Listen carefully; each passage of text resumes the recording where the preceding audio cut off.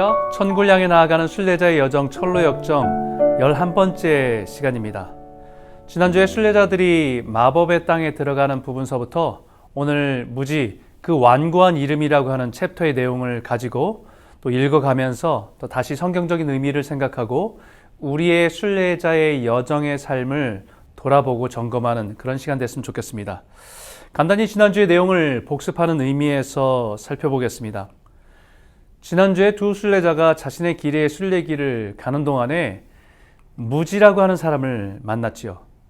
그 무지라고 하는 사람은 좁은 문과 십자가의 언덕을 통하지 않고 순례의 길에 들어선 사람입니다. 자신의 이름처럼 자기 스스로 구원받은 백성이라고 자신하지만 그 온전한 믿음이 아니라 잘못된 믿음을, 잘못된 신앙을 가지고 순례의 길을 걷는 사람이었습니다. 이 사람은 자만이라고 하는 마을에서 이어져 온 길을 통해서 들어온 사람입니다. 이 순례자들과 신앙의 본질에 대해서 이야기하다가 무지는 자기의 마음이 좀 상했습니다. 그리고 나서 그들과 거리를 두게 되고 뒤를 따라오게 되죠. 이 두 순례자가 걸어가면서 하나의 무서운 장면을 보게 됩니다. 그것은 뭐냐면 귀신에게 끌려가는 배교자의 모습을 보게 됩니다. 똑같은 신앙이었지만 시작할 땐 똑같은 신앙으로 믿음으로 시작했지만 끝에 가서 자신의 믿음을 버리고 은혜 받은 그 기억을 다 잃어버리고 자신의 신앙을 배교한 사람의 모습이 얼마나 무서운지 그 모습을 보면서 충격을 받게 됩니다. 하지만 다시 작은 믿음이라고 하는 사람의 이야기를 하면서 서로를 격려하고 순례자의 길은 하나님의 은혜와 도우심으로 나아가야 됨을 깨닫고 서로를 격려하면서 계속해서 걸어가게 되죠. 그러던 중에 그들 앞에 두 갈림길을 만나게 됩니다. 두 갈래길을 만났어요. 근데 아무리 봐도 두 갈래길은 너무 비슷해서 분별하기가 너무 어려웠습니다. 그 길에서 갑자기 나타난 낯빛은 어둡지만 하얀 망토를 입은 아첨쟁이라고 하는 사람에게 미혹되어서 잘못된 길로 가게 됩니다. 그리고 미리 준비한 그물에 걸리고 말았지요. 낯빛은 어둡지만 하얀 망토를 입은 사람, 하얀 망토에 빛나는 것 때문에 속아서 미혹돼서 그들은 이끌림을 당한 것이었고 결국은 그물에 걸리고 말았던 모습이었습니다. 다행히 진짜 천사가 와서 도와주는 바람에 위기를 모면하게 됩니다. 순례길에서 이미 가지고 있던 지도를 사용하지 않은 것에 대해서 이 천사는 그들을 책망했습니다. 이미 가지고 있는 지도를 가지고 분별했다고 한다면 이런 실수를 하지 않았을 텐데, 그렇게 쉽게 미혹되지 않았을 텐데 나가면서 무섭게 징계와 책망을 받습니다. 사실 징계와 책망을 받을 때는 아프지만 그래도 이 순례자들은 다시 바른 길을 가게 되었다는 사실에 두 순례자는 노래하면서 걸어가게 됩니다. 그런데 가던 길에서 거꾸로 내려오는 사람을 만나게 되는데 그 사람의 이름은 무신론자였습니다. 그 사람은 자신의 이 순례 길에서 천국을 향해 나아가는 길을 자기 스스로 찾아보려고 했지만 결국은 자신의 능력으로 찾지를 못해서 결국은 낙심하고 이제는 그 신앙을, 자기의 경험을 가지고 사람들을 회유하고 이 순례자의 길을 방해하는 사람으로 나타난 사람이 무신론자였다는 거죠. 그러나 그 속에서 잠깐 자신들이 걸어가는 순례자의 걸음들이 힘겹게 느껴졌던 이 크리스찬이 흔들릴 때에 소망이 그 기쁨의 산맥에서 보았던 그 새 예루살렘 성을 우리가 그 망원경을 가지고 보지 않았냐. 그 경험을 가지고 우리가 본 것은 실제이고 그것을 향해서 우리가 계속해서 나아가야 된다는 그 권면 때문에 다시 마음을 추스리고 걸어가게 됩니다. 그런데 그 걸어가던 길에서 이상한 공기가 가득한 동네에 들어오게 됐어요. 순례자들이 점점 몸놀림이 둔해지고 졸음이 오는 것을 느끼면서 조금 쉬고 싶다, 잠을 자고 싶은 마음이 간절해졌습니다. 그러자 그곳이 바로 경계 목자들이 경계했던 마법의 땅, 미혹의 땅이라는 것을 깨닫게 되면서 그들이 마법의 땅에 절대 잠들면 안 된다고 조심하라고 한 말을 기억하면서 그 땅에서 경계하기 시작합니다. 이것은 성경에 그러므로 우리는 다른 이들과 같이 자지 말고 오직 깨어 정신을 차릴지라. 자는 자들은 밤에 자고 취하는 자들은 밤에 취하되 우리는 낮에 속하였으니 정신을 차리고 믿음과 사랑에 호심경을 붙이고 구원의 소망의 투구를 쓰자라고 하는 말씀을 기억하라는 것이지요. 순례의 길에서 더욱 정신을 바짝 차리고 깨어 있어야 되는 것을 경계하는 것입니다. 우리가 순례자의 길을 걷다 보면 우리가 그 길이 좁고 또 때로는 지치고 우리가 피곤함이 몰려올 수 있습니다. 그럴 때 우리에게 정말 우리 마음을 흔들고 미혹하게 하는 것은 세상에 취해서 영적으로 잠드는 것에 빠질 수 있는 위험이 있다는 것을 경계하는 것입니다. 그래서 성경에 돈을 사랑함이 일만 악의 뿌리가 되나니 이것을 탐내는 자들은 미혹을 받아 믿음에서 떠나 많은 근심으로 자기를 찔렀도다. 세상에 살아가면서 우리가 순례자의 길을 걸어가야 되는데 때로는 세상의 안일함과 편안함에 취해서 순례의 길을 더 나아가지 못하고 주저앉을 수 있는 위험이 늘 도사하고 있기 때문에 경계해야 된다는 것을 우리에게 말씀하고 있는 거지요. 다행히 소망과 크리스찬은 서로 영적인 잠에서 깨어나기 위해서 자신의 인생에 하나님이 함께 하신 이야기를 하기 시작합니다. 그 두 사람의 모습을 통해서 신앙의 여정에 하나님이 함께 하신 이야기, 그리고 그 여정 속에서 하나님을 만난 이야기를 통해서 서로를 각성케 하고 새롭게 믿음을 확인하는 시간들을 갖게 되지요. 그래서 이런 말씀이 있습니다. 히브리서 3장 12절과 14절에 형제들아 너희는 삼가 너희 중에 누가 믿지 아니하는 악한 마음을 품고 살아계신 하나님께서 떨어질까 조심할 것이요 오직 오늘이라 일컫는 동안에 매일 피차 권면하여 너희 중에 누구든지 죄의 유혹으로 완고하게 되지 않도록 하라. 우리가 시작할 때 확신한 것을 끝까지 견고히 잡고 있으면 그리스도와 함께 참여한 자가 되리라. 여러분, 우리의 신앙에 있어서 동반자, 우리와 신앙을 동행하는 우리의 성도들 너무 귀하다는 것입니다. 서로 권해서 죄에 빠지지 않도록 하는 것, 서로 피차 권면해서 으쌰으쌰 서로 영적을 깨워줘서 우리가 그 순례의 길을 걸어갈 수 있도록 하는 것, 그것은 믿음의 동역자, 순례자들이 함께 할 때 누릴 수 있는 영적인 유익입니다. 무엇으로 우리를 영적을 깨울 수 있느냐? 거룩한 대화로. 소망과 크리스찬이 자신의 인생에서 함께 하신 하나님을 서로에게 이야기 나눔을 통해서 서로가 다시 신앙의 위기 속에서 영적인 권태기 같은 그런 시간 속에서 깨어났던 것처럼, 경계했던 것처럼, 그때 정말 중요한 것은요, 자신의 인생의 신앙 고백, 자신의 인생에 만났던 예수님, 그 신앙의 경험들을 누군가에게 대해 다시 간증하다 보면 내 안에 식어졌던 열정과 그 은혜가 살아나는 것을 경험할 때가 참 많습니다. 아마 신앙생활을 오래 하신 분들 같은 경우에는 우리가 예전에 하나님을 경험하고 누렸던 그 은혜들이 시간이 지나면 지날수록 식어질 때가 있습니다. 예전엔 그렇게 뜨거웠었는데 어느 순간 자신의 모습을 보면서 뜨뜻미지근한 신앙으로 이제는 점점 더 차가워진 자신의 신앙의 모습을 볼 때가 있다는 거지요. 그때 진짜 중요한 것은 이런 계기가 있으면 참 좋을 것 같아요. 누군가에게 자신의 인생에서 경험했던 예수 그리스도를 고백하고 다시 그 간증을 할 때 자기에게 식어졌던 그 열정과 은혜가 되살아나는 것을 경험할 때가 있습니다. 여기에 소망과 크리스찬이 자신의 이야기를 통해서 소망이 어떻게 험한 시장에서 순례길을 떠나서 따라 나서게 되었는지, 험한 시장에서 순교한 신실이라고 하는 청년이 죽기까지 자신의 믿음을 지키고 죽으면서까지도 자신의 선한 삶으로 증명했던 복음, 그 복음을 통해서 자신의 소망이라고 하는 사람의 자신의 인생에 찾아오신 주님을 만나게 된 이야기를 듣게 됩니다.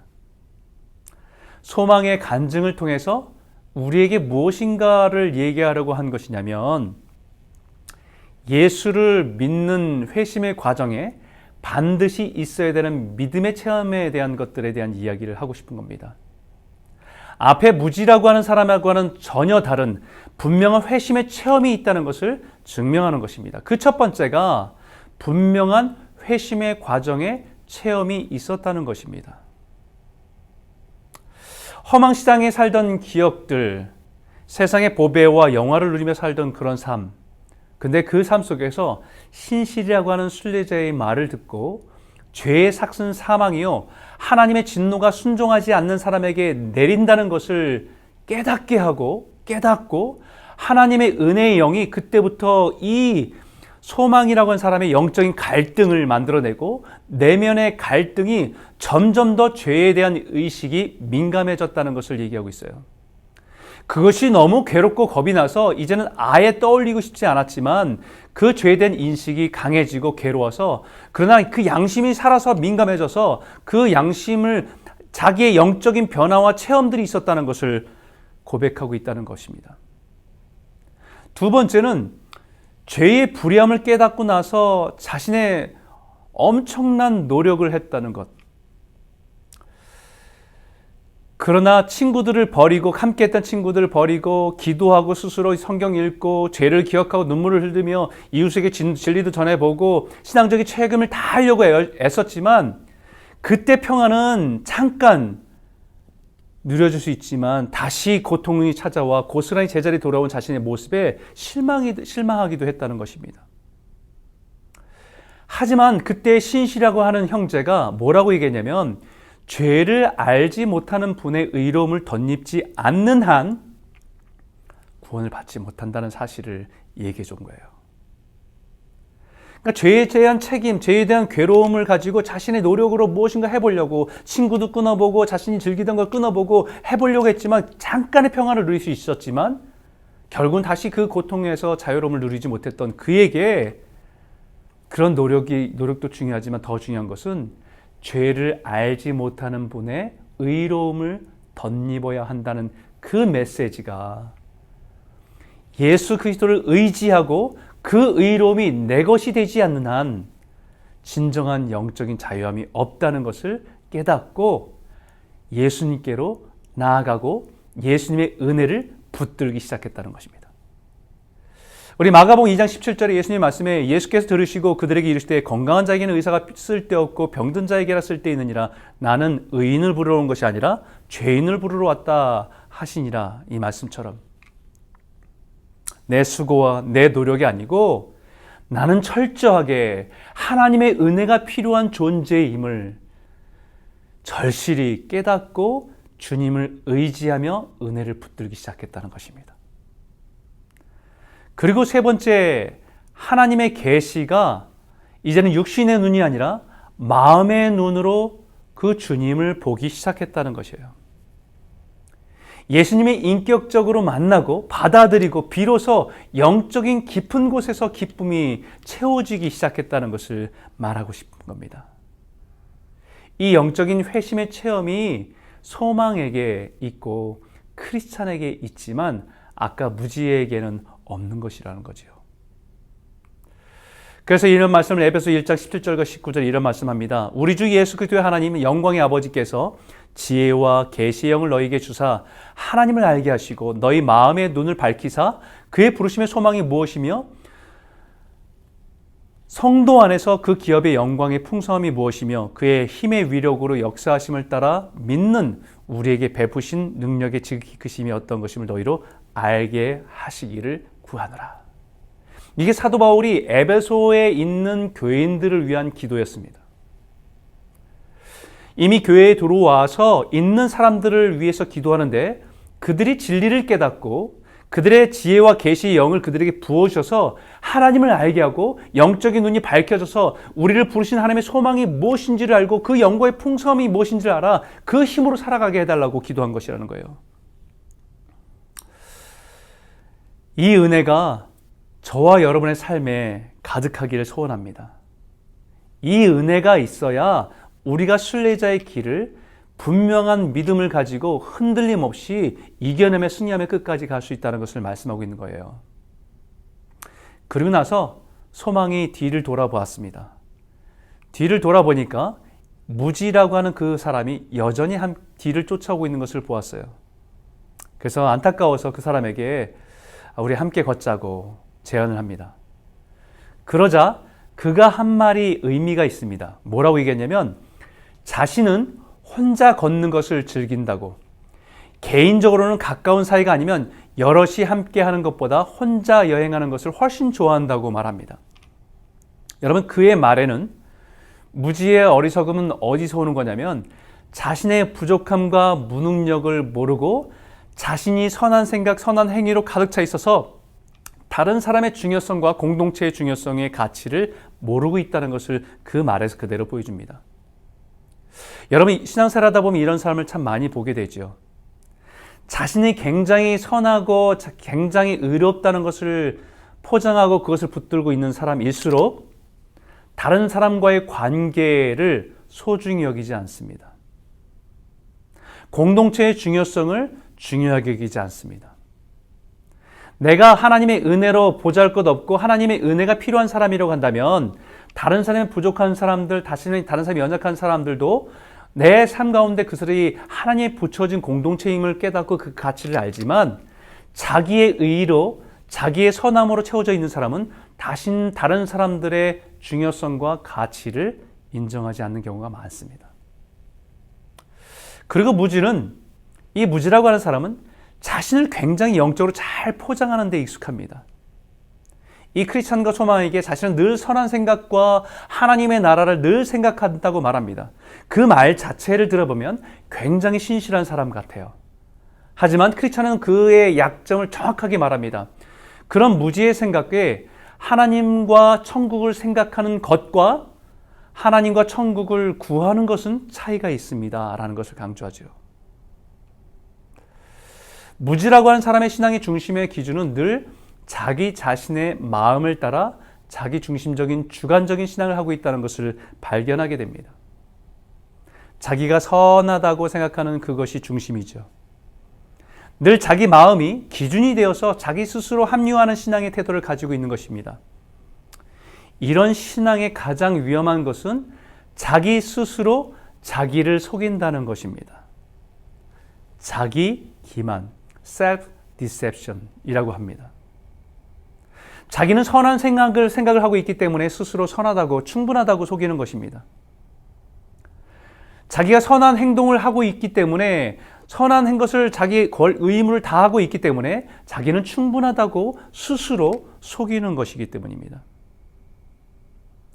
하나님의 말씀에 근거가 없는 자기 마음의 느낌을 중시하는 자기 중심적인 신앙을 갖고 있는 사람의 모습을 그대로 보여주고 있는 거예요. 여러분, 성경의 마지막 때가 되면 가장 경계해야 될 신앙이 이런 것입니다. 그래서 지금 순례자의 여정 속에, 철로역정의 여정 속에서 거의 천국을 향해 나아가는 마지막 단계의 이 무지와의 대화 속에서 우리가 구원받는 믿음이 무엇인지, 천성에 이르는 그 믿음이 무엇인지를 정확하게 구별하고 있는 것을 우리에게 말씀하고 있는 거예요. 무지는 자신의 신앙에 대한 고백의 중심은 자기 자신 신앙의 의무를 다하고 있음으로 해서 스스로 의롭고 선하고 더 나아가서는 구원을 얻을 만한 충분한 자격이 있다고 스스로 생각한다는 것입니다. 거기에 대해서 크리스찬은 무지가 실체가 없는 신앙을 가지고 있다라고 지적합니다. 마치 성경에 너희는 그 은혜에 의하여 믿음으로 말미암아 구원을 받았으니 이것은 너희에게서 난 것이 아니요 하나님의 선물이라. 행위에서 난 것이 아니니 이는 누구든지 자랑하지 못하게 함이니라. 이 말씀처럼 구원받는 믿음은 우리의 행위와 우리 마음이 기준이 아니라 오직 하나님의 은혜로 인한 것임을 분명히 말하고 있는 겁니다. 나의 공로가 없지요. 오직 하나님이 주신 선물 때문에 감사해서 그 은혜 때문에 우리가 그 길을 걸어가는 겁니다. 그래서 무지가 가지고 있는 신앙의 실체는 그리스도의 의로움의 은혜가 아닌 자기 노력과 공로에 근거하고 있는 거짓 믿음임을 드러나게 된 것입니다. 여러분, 무지라고 하는 사람은 오늘날 우리가 신앙생활하는 가운데 많은 사람들이 그런 믿음을 가지고 있는 사람들이 많다는 것을 깨닫게 됩니다. 십자가의 은혜, 처절한 죄의 깨달음 없이 순례의 길에 들어선 무지. 우리는 정말로 우리가 이 길을 걸어가면서 돌아봐야 됩니다. 내가 예수 없이는 죄로 인해 심판받아 죽을 수밖에 없는 처절한 소망 없는 자임을 깨달았는가? 그리고 그 깨달음 속에서 예수 그리스도의 십자가만이, 그 은혜만이 내가 살아나게 하는 하나님의 은혜인 것을 붙들었는가? 그리고 그 믿음으로 순례의 길을 걸어가는 것입니다. 그런 무지에게 크리스찬은 마지막으로 자신의 영적인 실체를 똑바로 인정하고 주 예수 앞에 달려가라고, 그래야 주 예수 그리스도의 의로움을 믿고 의지해야 진짜 구원을 얻게 된다고 마지막 당부를 합니다. 하지만 무지는 자존심이 상하기도 하고 기분이 나빠져서 툴툴대면서 그들에게 더 이상 당신들과 함께 갈 수 없다고 하고는 거리를 두기 시작했습니다. 어쩔 수 없이 크리스찬과 소망은 소망의 길을, 순례자의 길을 재촉했습니다. 그러면서 그 무지와 같은 사람들이 자신의 영적인 실체를 자각하고 돌아오긴 하지만 그런 사람들에게는 두려움이 오히려 유익한 결과를 가져오게 된다는 것을 서로 이야기합니다. 거룩한 두려움이지요. 바른 두려움입니다. 이 바른 두려움은 죄에 대한 인식과 자책이 유익해서 마음을 가다듬고 순례의 길을 계속 갈 수 있도록 하고, 이 두려움이 하나님을 경외하는 두려움으로 하나님을 찾게 되는 두려움이기 때문에 바른 두려움이라고 얘기합니다. 이 두려움은 어디서 비롯된 두려움인가? 그것은 죄를 자각하고 구원을 소원하게 한다는 거예요.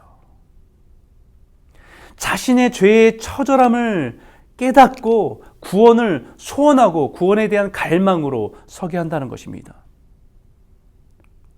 이 두려움은 그 심령을 구속으로 몰아서 그리스도를 단단히 붙잡게 하고 그 구원을 간구하게 한다는 것입니다. 이 두려움은 하나님의 말씀을, 또 그분의 길을 깊이 있게 연구하고, 그리고 그 하나님을 경외하며 그러면서 꾸준히 예배하게 하는 힘이 있는 것이 그 거룩한 두려움이라는 거예요.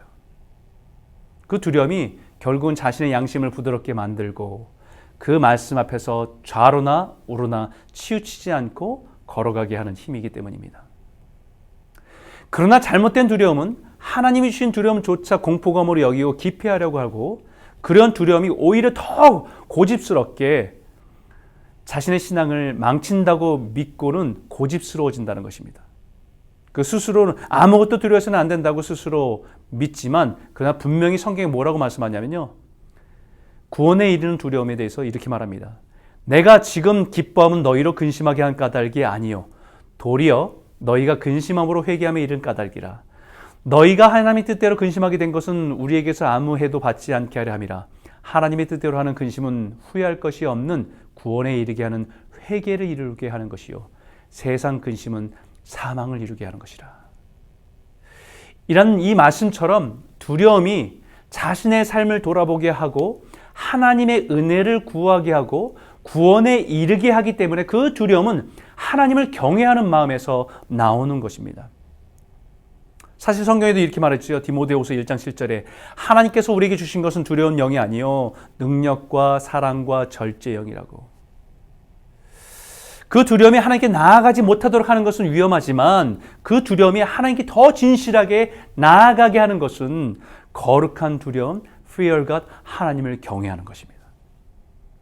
죄로 인한 죄의식은 회개에 이르게 돼서 건강하게 하지만 두려움에 시작된 죄책감은 건강하지 않습니다.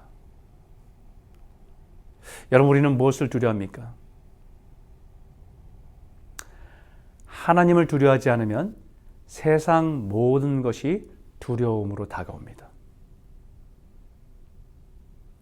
하나님을 경외하고 하나님을 두려워할 줄 알면요, 세상의 어떤 것도 두려움으로 다가올 수 없습니다.